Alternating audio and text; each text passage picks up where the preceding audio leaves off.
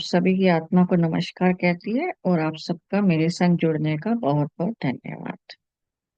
तो अभी तक हमने देखा अर्जुन विषाद योग, सांख्य योग और कर्म योग।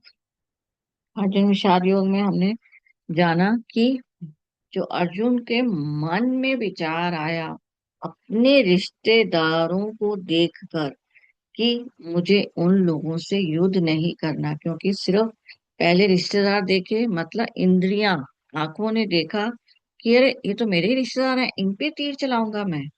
और एक विचार मन ने डाला और उसके बाद मन बहुत सारे विचार डालता गया कि अरे इन सबको मार के क्या मिलेगा, राज्य लेके, ऐसे राज्य को लेके क्या मिलेगा। ऐसे ऐसे करके विचार एक के बाद एक, दूसरे के बाद एक, दूसरे के बाद एक, ऐसे करते करते आते जा रहे हैं विचार। और परिणाम क्या हुआ कि वो एक डिप्रेस पर्सन की तरह हो गए कि उन्होंने अपना धनुष ही गिर दिया कि मुझसे नहीं होगा युद्ध। तो एक विचार देखिए जिसको हमने अर्जुन ने अपना शरीर दे दिया, तो वो विचार ऑटोमेटिकली उसको कितना परेशान किया। तो यहाँ पर हमने जाना कि मन जो है वो विचार लाता है। और मन समय का देवता भी है। वो भूतकाल भविष्य काल में जाता रहता है, हमें कई बार भूतकाल की यादें दिलाता है या हमें भविष्य की कुछ सपने दिखाता रहता है। तो मन में जो क्वालिटी है वो क्या है, वो फास्ट है और वो सेफ मोड में रहना चाहती है। फास्ट है कि मतलब वो भूतकाल में भी चली जाएगी, भविष्य काल में भी चली जाएगी, और आज अगर अभी आप चाहें आइस बंद करके मन के साथ आप अपने किसी रिश्तेदार के घर में भी पहुंच जाएंगे। चाहे वो रिश्तेदार बॉम्बे ही रहता हो और आप दिल्ली रहते हो, मन पहुंच सकता है क्योंकि वो फास्ट है। आपको पहुंचने के लिए ट्रेन और इसके माध्यम से कुछ घंटे लग जाएंगे। तो समय का देवता है एक किस्म का। तो वो कहीं भी पहुंच सकता है। पर हम उसको जैसे ही मन विचार लाता है, हम उसको अपना शरीर देकर हम अपने अंदर भय, ईर्ष्या, क्रोध, अहंकार, काम वासना, गिल्ट, ऐसे विचार अपने अंदर उस चीज भावना को ले आते हैं। विचार नहीं, सॉरी, विचार तो मन लाया, उस भावना को हम ले आते हैं। तो इसका मतलब अगर मैं अभ्यास करूं कि मन को ही खुद से काम दे दूं, तो जैसे सिंपली हमने सुबह उठे और बोल दिया मन, आपको आज काम देते हैं कि जैसे ही मुझे क्रोध आए ना मुझे अलर्ट कर देना। तो उसके बाद एक लंबी सांस ली और छोड़ दी। तो मन को ही मैंने एक काम दे दिया। और यकीन मानिए मन काम करता है। क्यों? क्योंकि अभी क्या था, मन को तो हमेशा कारण शरीर है, तो वो कारण की वजह से धरती पे आया और उसको एक शरीर चाहिए था। तो हमारे शरीर की वजह से तो उसको विचार आ रहे हैं कि वो हमारे शरीर में है, तो वो और विचार ला पा रहा है। तो उसको अगर हम ही कारण देंगे, तो पहले क्या था, मन जो है शरीर से काम ले रहा था, अब शरीर मन से काम लेगा। तो मन को हम इस तरीके से ला सकते हैं। वो ही चीज जो कृष्ण जी ने नोट की कि अर्जुन जो है मन के अंदर, मन के वश में आ गए हैं, इंद्रियों के वश में आ गए हैं और विषाद में चले गए हैं। तो इसलिए उन्होंने उसके ऊपर क्या किया, उसको पहले धीरे धीरे समझाया कि कर्म करना बहुत जरूरी है। तो यहाँ पर हमको एक समझ में आया कि कर्म करना जरूरी है, क्योंकि उन्होंने बोला कर्म तो ऑलरेडी हो रहा है, तुम सांस ले रहे हो, तुम खाना खा रहे हो, तुम मल मूत्र त्याग रहे हो, तुम सो रहे हो, सब कुछ कर्म है। तो उन्होंने सबसे पहले बोला कि कर्म करना तो जरूरी है। और उसके बाद ज्ञान की शिक्षा दी कि आत्मा जो है, हम सब में आत्मा है, और इस आत्मा के द्वारा हम लोग अनुभव ले रहे हैं, जो ये शरीर काम कर रहा है। तो मन विचार ला रहा है, ये शरीर काम कर रहा है और आत्मा उसका अनुभव ले रही है। तो यहीं पे कर्म योग के बारे में स्वामी विवेकानंद जी ने क्या कहा कि संसार में मनुष्य कर्म तो करता ही रहता है। उन्होंने भी गीता बहुत अच्छे से लिखी थी, विवेकानंद जी ने, शंकराचार्य जी ने, इवन योगी परमहंस है ना, ऑटोबायोग्राफी ऑफ योगी है जिनकी, उन्होंने भी बहुत अच्छी गीता लिखी हुई है। अगर आप कभी पढ़नी हो तो उनकी पढ़ सकते हैं, इन तीनों की बहुत अच्छे इन्होंने भी एक्सप्लेनेशन दी हुई है। तो विवेकानंद जी ने सार क्या निकाला था गीता का कि मनुष्य हमेशा कर्म करता है और उसमें उसकी कर्म करने के लिए उसका हमेशा भाव क्या होता है। इवन गीता भी सीखने आता है तो उसका भाव क्या होता है, मुक्ति मिल जाए या ज्ञान मिल जाए। तो मतलब हमेशा मनुष्य जो है काम करता है किसी ना किसी पर्पस के लिए। तो ये स्वामी विवेकानंद जी ने कहा कि कर्म तो हमेशा ही करते रहते हैं हम लोग, और हम किसी पर्पस के लिए करते हैं और हमेशा हम लोग स्वतंत्र होना चाहते हैं। उन्होंने तो यहाँ तक कह दिया कि सूरज, चंद्रमा, पृथ्वी, ये सब भी बंधन में बने हुए हैं, कि इनके नियम बने हुए हैं। नहीं तो ये भी चाहे ना, तो ये भी स्वतंत्र होना चाहे। तो उन्होंने यहाँ तक भी कह दिया, और उन्होंने बोला कि मानव शरीर ही एक ऐसा है जिसमें स्वतंत्रता पॉसिबल है। अगर हमारे लिए नियम बने हुए हैं कि ब्रह्म मुहूर्त में उठो, ये करो वो करो, हम लोग ना करना चाहें तो हमें कोई आके भगवान जी बोलते नहीं है कि ओए तू आज क्यों नहीं उठा, कोई कहता है हमें? नहीं। तो हम एक ऐसे हैं जिनको बंधन में भी वो है, छुटकारा है, मतलब बंधन में भी एक आजादी है। तो मानव शरीर, इसलिए कहते हैं ना, भगवान लोग भी एक पूरी श्लोक है कि भगवान लोग भी मानव शरीर में आने के लिए तरसते हैं। तो उन्होंने कर्म योग के लिए कहा कि तुम निरंतर कर्म करो, पर उसमें आसक्ति मत रखो। आसक्ति यहाँ पर मोह को कहा है, पर हम ये लेके चलते हैं आसक्ति मतलब कोई भी शक विकार ना रखो। राइट। अब ये यूजली हमारे साथ होता है ना, कि हम लोग कोई भी काम करने करने लगते हैं, अगर आप ध्यान से उस कर्म को देखेंगे ना, कोई भी कार्य शुरू करने लगेंगे, कि हम उसके अंदर एक ना कोई स्वार्थ हम उसके अंदर रखे हुए होते हैं। लेट इट भी, जैसे मैंने बहुत घर बनाया तो हम हमें हमेशा लगता है, या मैंने कोई चीज अचीव की, हमें लगता नहीं है फटाफट चार लोगों को बताया यार मैंने ये कर लिया। तो हमारा वो स्वार्थ मतलब अहंकार आ गया उसमें, कि हमने फट से चार लोगों को बताना चाहा कि अरे यार पता चले सबको कि मैंने ये किया। तो मैं या मेरे भाव से हट के कार्य करो, पर कर्म करो बस। तो यही है जो कर्म योग हमने थर्ड चैप्टर पढ़ा था, जिसका कंप्लीट सार निकलता है कि आपको कर्म इस तरीके से करना है कि आसक्ति रहित करे काम करना है। बाकी कर्म बन रहा है, प्रारब्ध बन रहा है, संचित बन रहा है, उसकी फिक्र मत करो, क्योंकि कर्म तो करना ही पड़ेगा। इवन भगवान को भी करना पड़ता है, क्योंकि उसने ये सृष्टि रची, और सृष्टि रचने के लिए जो हमारा अरेंजमेंट किया कि हम सांस लें, हमारी कब सांस हटा देनी है, कब हमें धरती में भेजना है, ये सारा काम कौन कर रहा है? भगवान जी, या यूनिवर्स कह लीजिए, किसी भी एंगल से कहिए, कोई तो एक सुपर नेचुरल पावर है ना जो ये सब मेंटेन कर रही है। कि हमारे लिए एक धरती का एटमॉस्फेयर बनाया गया, हमारे लिए ये हवा बनाई गई, हमारे लिए एक भूमि तत्व बनाया गया, हमारे लिए फिर अग्नि तत्व बनाया गया। तो हमारे अरेंजमेंट्स किए हुए हैं ना उन्होंने, और वो अभी तक कर रहे हैं। तो उन्होंने बोला कि कर्म तो आपको करना ही पड़ता है। तो इसको हम इस तरीके से लेते हैं कि जैसे हमने थोड़ा सा, उन्होंने इस चैप्टर में कर्म योग में गुण के बारे में बताया था, और उसमें उन्होंने गुण में इस तरीके से हम ले सकते हैं कि कर्म योग, अगर suppose let it be, imagine कीजिए कि बहुत प्यार से माहौल इस समय घर का बना हुआ है, कि एक आप आनंदमय माहौल में है, बारिश हो रही है, और आप लोगों ने टीवी लगाया, एक सारी फैमिली मिल के आनंद ले रही है, टीवी देख रही है, पिक्चर देख रही है। और उस समय अचानक किसी बच्चे ने कह दिया ये जो, और बाहर से ही खाना मंगा लिया, उसने कहा मैं ये नहीं खाऊंगा, मम्मी आप ये बना दो। उस समय माँ की क्या इच्छा होगी, यार बाहर से आया है यही खा लो ना, क्या है। तो क्योंकि हम सारे रेस्ट मोड में हैं उस समय, तो वो जो रेस्ट मोड है उसको उन्होंने क्या बोला है, आलसी मोड में है, मतलब कुछ नहीं चाह रहे हैं। तो वो जो फीलिंग है वो क्या है, तमोगुण है। वो फीलिंग उसने उन्हें बताया कि तमोगुण है, कि आपकी इच्छा ही नहीं है कि खाना बना लो, आप पूरी कोशिश करेंगे कि बच्चा मान जाए, बाहर का खा ले, चार और चीजें ऑर्डर कर रहे हैं। मतलब ये नहीं कि ये सब नहीं कर सकते, हम कर सकते हैं, पर उस फीलिंग को बताने के लिए मैंने ये एग्जांपल दिए। उसको उन्होंने बोला कि वो तमोगुण है, कि कई बार क्या होता है, कुछ मनुष्य इतने आलसी होते हैं कि वो अपने जीवन के लिए मेहनत करके ही नहीं राजी हैं, बस पड़े हुए हैं।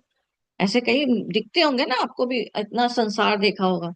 तो उन लोगों को उन्होंने तमोगुनी कहा, कि टोटली आलसी हैं, they don't want to do anything, कुछ करना ही नहीं चाहते जिंदगी में। तो उनके लिए कर्म को प्रधानता दी है कृष्ण जी ने, जो हमारा थर्ड चैप्टर था, कि उन लोगों के लिए कर्म क्या है, कि आपके लिए प्रधान है कि कर्म एटलीस्ट कम से कम कुछ करना तो शुरू करें। तो उन लोगों को उकसाने के लिए कृष्ण जी ने कहा कि कर्म ही बेस्ट है, कि कर्म तो आपको करना है। तो उन आलस को हटाने के लिए, तमोगुण को हटाने के लिए उन्होंने बोला कि कर्म से ऊपर उठो, कर्म तो करना ही पड़ेगा। अब जब जो कर्म कर रहे होते हैं, उनमें यूजली क्या होता है, हमेशा स्वार्थ या अहंकार छुपा हुआ होता है। ठीक है। तो उनको केस में उसने किस गुण में डाला, रजोगुण में।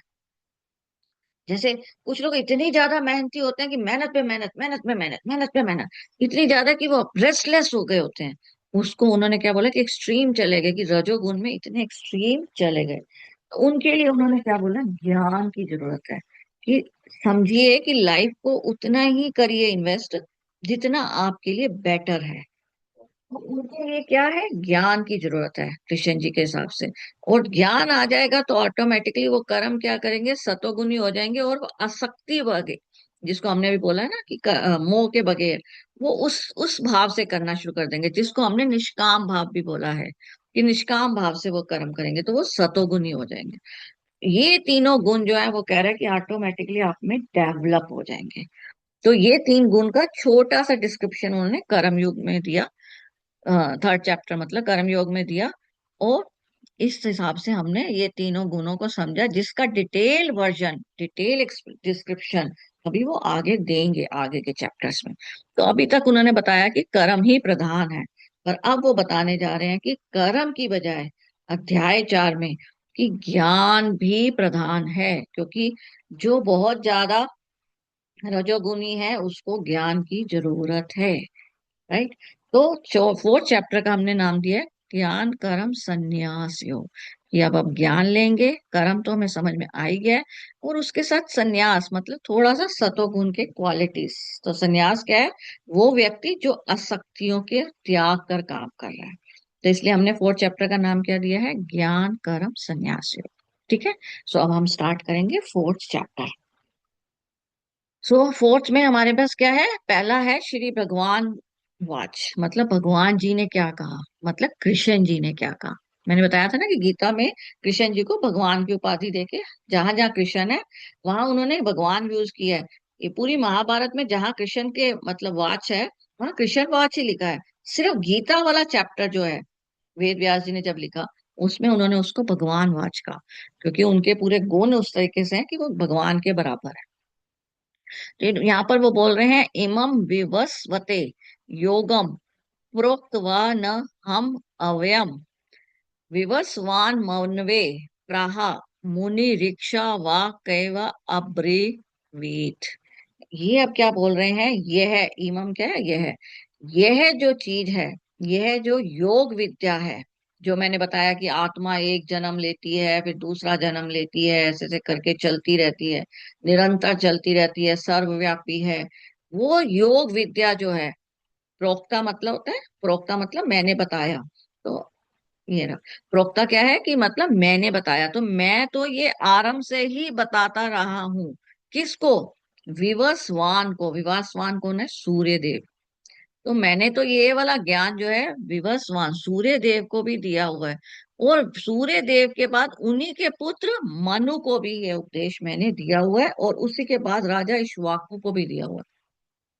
तो वो कह रहे हैं कि क्या, आत्मा वाला ज्ञान तो मैं कब से दे रहा हूँ, कब से चल रहा है ये, तो मैं तो कितने लोगों को दे चुका हूँ, सूर्य को दे चुका हूँ, मनु को दे चुका हूँ, इक्ष्वाकु को दे चुका हूँ। तो मैं तो ये ज्ञान बहुत देर से दे रहा हूँ। तो वो ये बोल रहे हैं कि युगों युगों से ये ज्ञान चलता आ रहा है। मतलब पहले के जो लोग थे उनको ऑलरेडी ये ज्ञान होता था, वो उसके हिसाब से ही कर्म करते थे। क्लियर हो रहा है।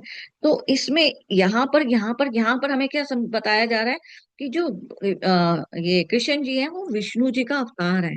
तो अगर हम शिव पुराण पढ़ें या विष्णु वेद पढ़ें तो उसमें क्या बताया जाता है, विष्णु की नाभि से ब्रह्मा उत्पन्न हुए। आप में से कईयों को पता भी होगा, है ना। फोटो भी दिखाते हैं ना, नाभि से कमल का फूल है और उसमें ब्रह्मा जी पैदा हुए। तो कृष्ण विष्णु जी के मन में विचार आया और उन्होंने सोचा चलो एक सृष्टि बनाते हैं। अब वो सृष्टि बनाने के लिए उन्होंने ब्रह्मा जी को पैदा किया। तो मतलब कृष्ण इन्होंने क्या किया, मतलब एक कंपनी बनाई है किस्म की, जैसे हम आजकल कंपनी बनाते हैं, उसमें क्या करते हैं, मैं डायरेक्टर बन जाऊंगी, तुम्हें मैनेजर बनाऊंगी, फिर उसके बाद और एम्प्लॉयज रखो।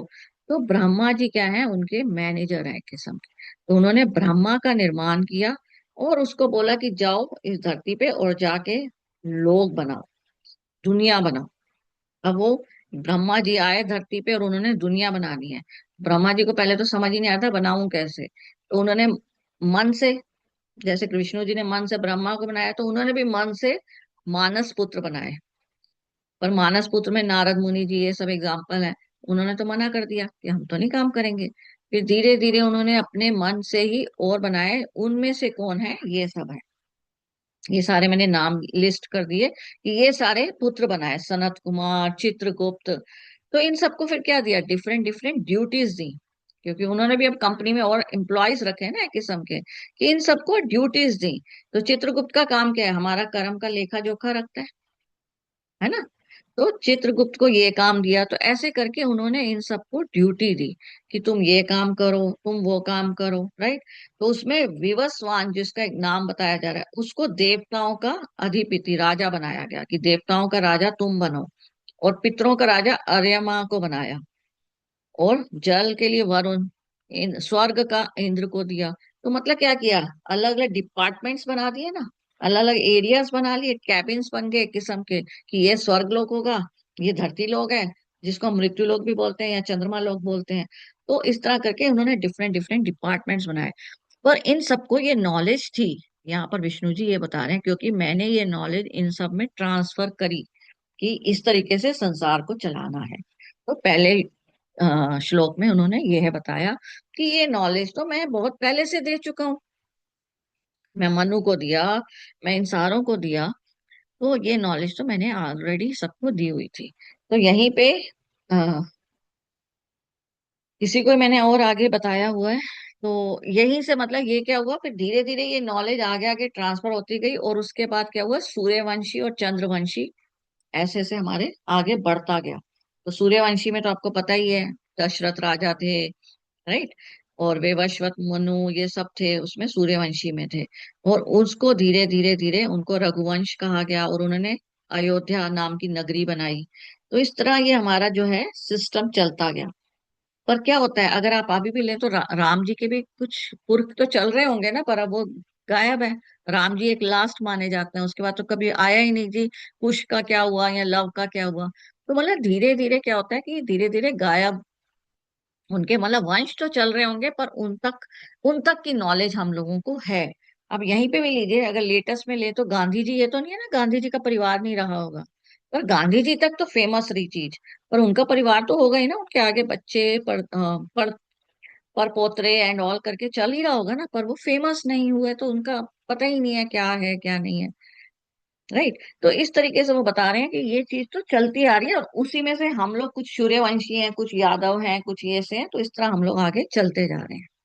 तो ये हमारा पुराना चल रहा है। तो उसी को हिस्ट्री को मैंने पूरा बताया हुआ कि सूर्यवंश का लास्ट राजा जो था सुमित्र, तो सुमित्र तक था, उसके बाद बताया ही नहीं गया कि क्या हुआ फिर, मतलब है ना। तो सूर्यवंश में हमारे यहाँ पर लास्ट राजा सुमित्र है। और राजधानी तो मैंने आपको बता ही दिया, अयोध्या। तो ये मैंने थोड़ा सा जनरल में डिस्क्रिप्शन डाल दिया है कि ये ऐसे ऐसे चलता गया हमारा, ठीक है। और उसी में विवस्वान जो है, जिनको इन्होंने वो नॉलेज हुई है, विवस्वान और मनु, ठीक है। और यहाँ से मनु से क्या माना जाता है, हम लोग मनुष्य बने, मतलब पहले इन लोगों को कैटेगराइज किया गया था, परमात्मा, ईश्वर, देव, देवी, देवता, इस टाइप की कैटेगरी दी हुई है। मनु से क्या हुआ है, हम लोगों को मनुष्य उपाधि दी गई है, राइट।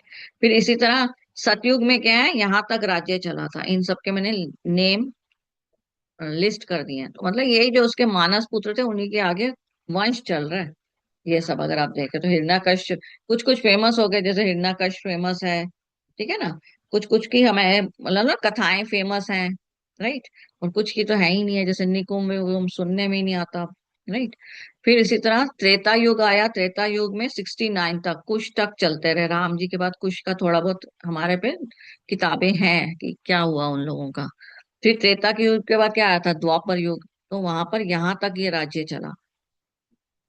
और द्वापर युग के बाद क्या आया, कलयुग। कलयुग में सुमित्र जो है उसके बाद से वैनिश, मतलब फिर क्या हुआ, सिस्टम बदल गया, राजा वाला सिस्टम बदल गया। क्योंकि आजकल क्या चल रहा है, प्राइम मिनिस्टर सिस्टम चल रहा है, समझ रहे हैं। तो चीज वही चल रही है, पर समय के साथ साथ स्टाइल बदल रहा है। और समय के साथ साथ हमारा एज का भी कम होता जा रहा है। ब्रह्मा जी को लीजिए, तो ब्रह्मा जी की भी एक एज निर्धारित है। और ब्रह्मा जी के लिए भी क्या है कि अवस्थाएं हैं। तो उनकी अवस्थाएं क्या है, सतयुग, त्रेता युग, द्वापर युग, कलयुग, फिर उसका ब्रह्मा जी, पूरा प्रलय आएगी, और ब्रह्मा जी की मतलब हो गया ब्रह्मा जी की डेथ हो गई, के सबके ब्रह्मा जी नहीं रहेंगे। तो उसको हम प्रलय के नाम से कहते हैं।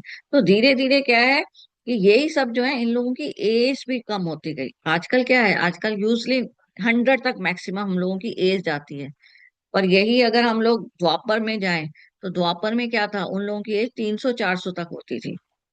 जैसे भीष्म पितामह, उनकी 306 वर्ष के थे जब उनका वो शैया में लेटे थे ना, डेथ के टाइम पे तीरों की शैया में लेटे थे ना, तो 306 वर्ष के थे वो। पहले उन लोगों की एज ज्यादा थी, और राम जी लोग थे उनकी और भी ज्यादा जाती थी, उनकी 1000 2000 तक एज चलती थी।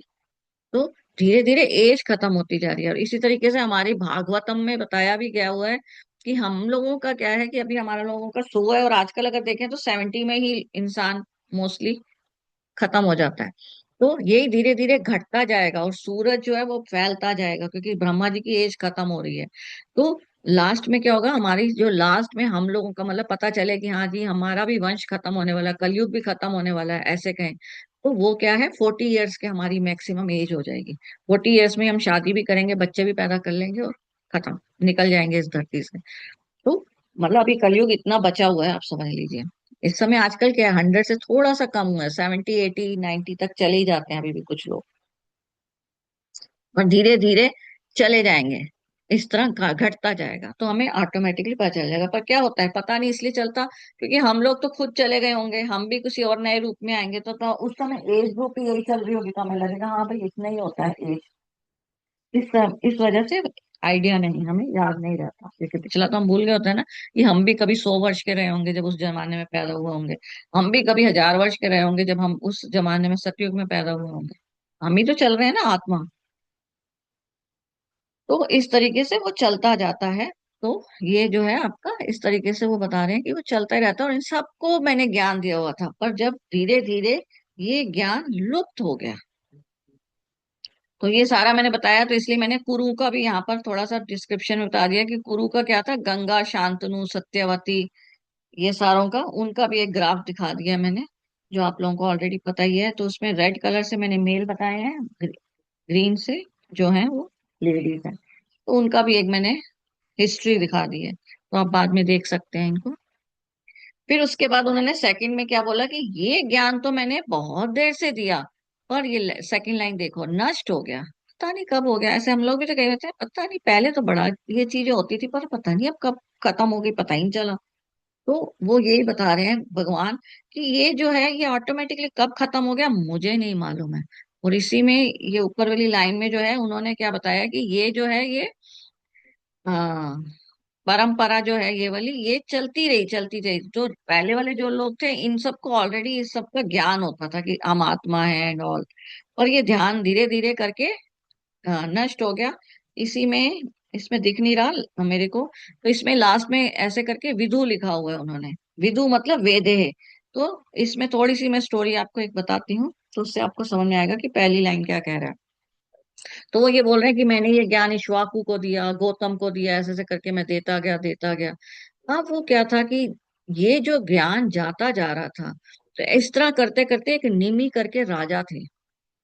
अब वो जो निमि राजा थे, वो बहुत अच्छी उपाधि थी उनको, राजश्री की उपाधि मिली हुई थी, कि मतलब राजा होते हुए ऋषि की तरह थे।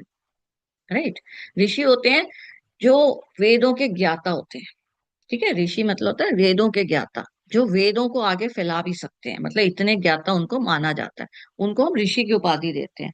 और उन्हीं में ही महर्षि कौन होते हैं, जिनको महान ऋषि, मतलब जो महान ऋषि हैं, इस तरह महान ऋषि गौतम हो। तो इस तरह निमि करके एक राजा थे, निमि राजा, जिनका क्या था, राजश्री की उपाधि मिली हुई थी। वो उन्होंने यज्ञ करना था, और पहले यज्ञ जो होते थे ना 500 500 600 साल तक यज्ञ करते थे। तो उनके जो गुरु थे वो वशिष्ठ थे, मतलब कुल गुरु होते थे ना पहले राजाओं के, तो कुल गुरु जो थे वशिष्ठ ऋषि थे। तो उनको उन्होंने बोला अभी मैं तो यज्ञ की सामग्री वामग्री ले आऊं, तो अब आप मेरा यज्ञ करिए, और आप मेरे यज्ञ को मतलब वो करिए। और वशिष्ठ जी जो है वो ऑलरेडी ही इंद्र राजा को वो दिए हुए थे वचन की मैं तेरे यज्ञ में आऊंगा।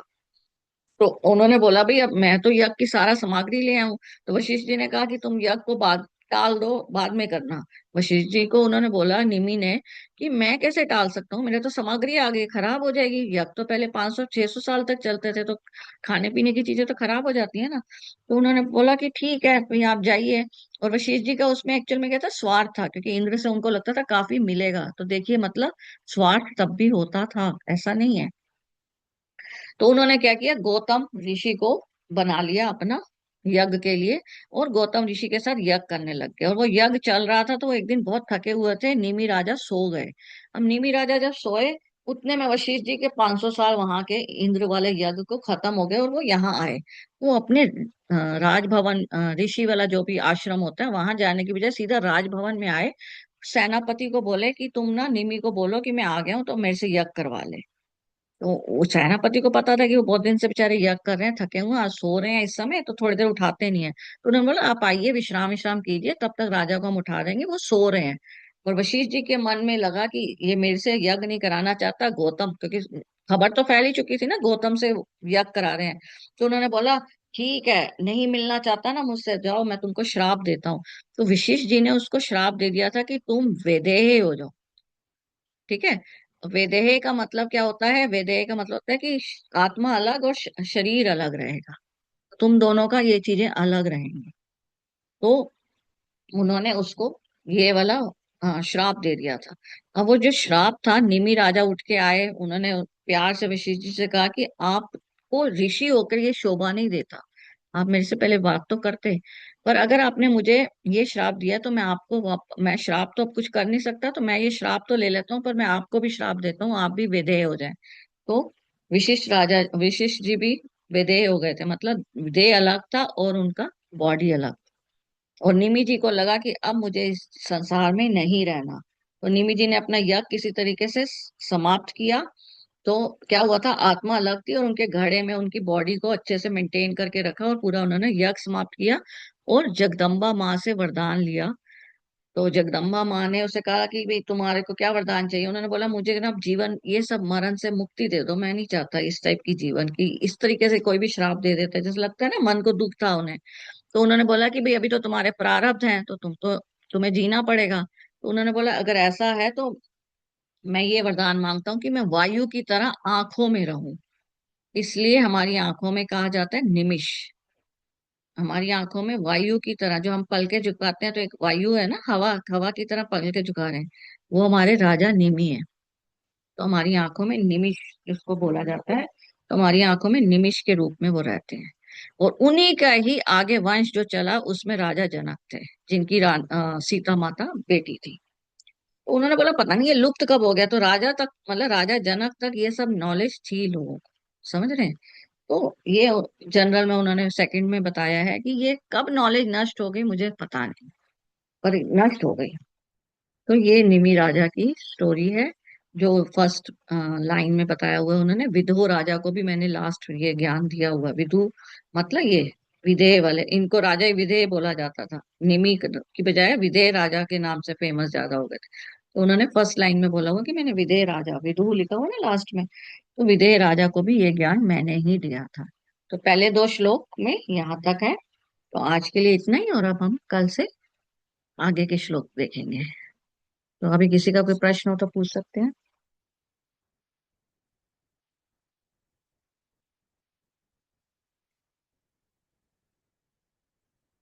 चलिए, बहुत बहुत शुक्रिया। धन्यवाद।